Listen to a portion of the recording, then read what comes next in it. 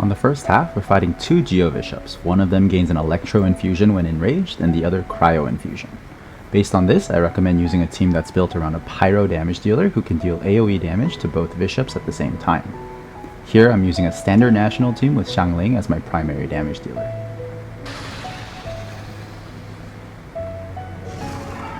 At the start of the fight, I walk to the front of the arena to trigger both Geo Bishops' jump attack and get them stacked right on top of each other. This also puts them up against the front wall of the arena, which prevents them from being knocked back too much, so it's easier for me to hit them continuously. To avoid damage from their jump attack, pay attention to the inner red circle, which will expand as the Geo Bishops are about to land. When that inner circle expands to the size of the bigger outer circle, that's when the damage will connect, so use your burst or dash just before that happens.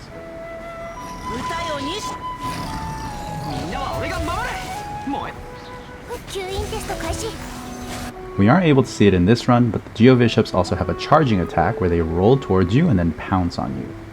If you're shielded when this attack connects, it'll stun the Geo Bishops, so consider including a shielder on your team if you can.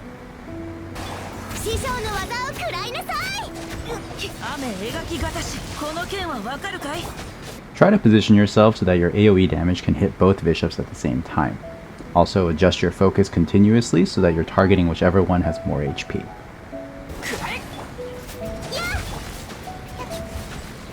When the Bishops fall below 40% HP, they'll become enraged and infuse themselves with their respective element. They're also stationary during this transformation, so it's a great chance to get some damage in without worrying about them getting knocked out of range.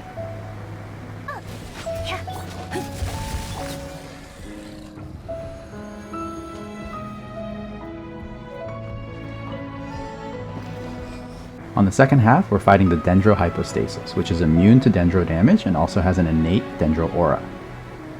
I recommend using an Electro-heavy team for this fight since the Dendro aura allows you to trigger Aggravate for free and amplify your Electro damage.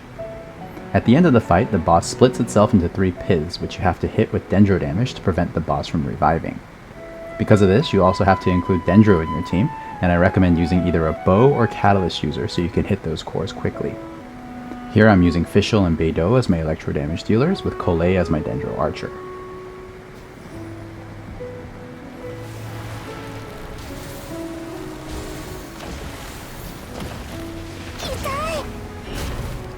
Just like the other hypostases, this boss has windows of vulnerability where its core is exposed after each of its attacks. Always try to prepare your buffs before the core is exposed so that you can maximize the time actually hitting the core. Stick to short combos that can deal high bursts of damage, and don't waste time swapping to any characters that can't contribute a lot of damage.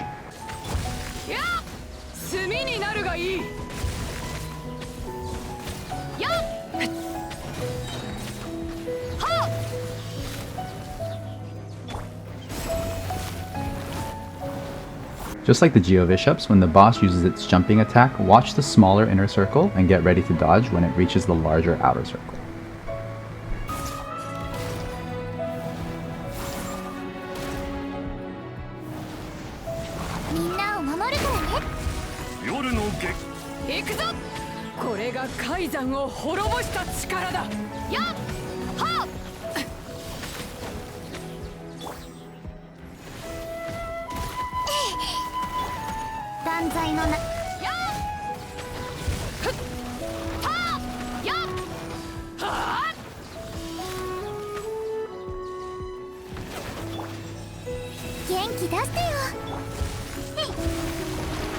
For its fourth attack, the boss will summon a large ring of thorns that slowly advances towards the center.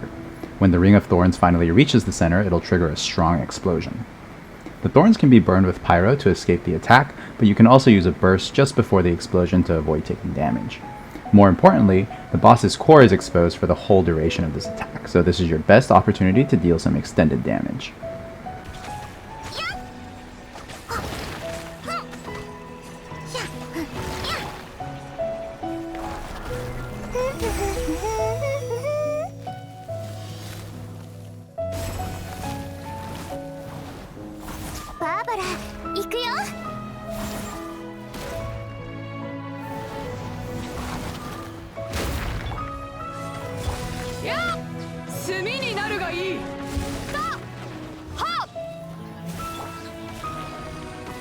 When the boss reaches 5% HP, it'll split into 3 piths, which you have to hit with Dendro to activate and cleanse the boss.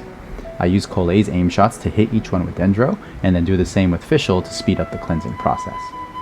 If you aren't able to cleanse the boss within 20 or so seconds, the boss will revive with half of its HP.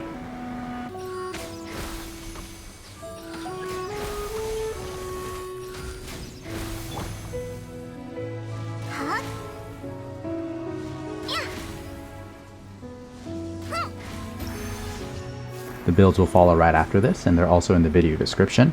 As always, thank you so much for watching.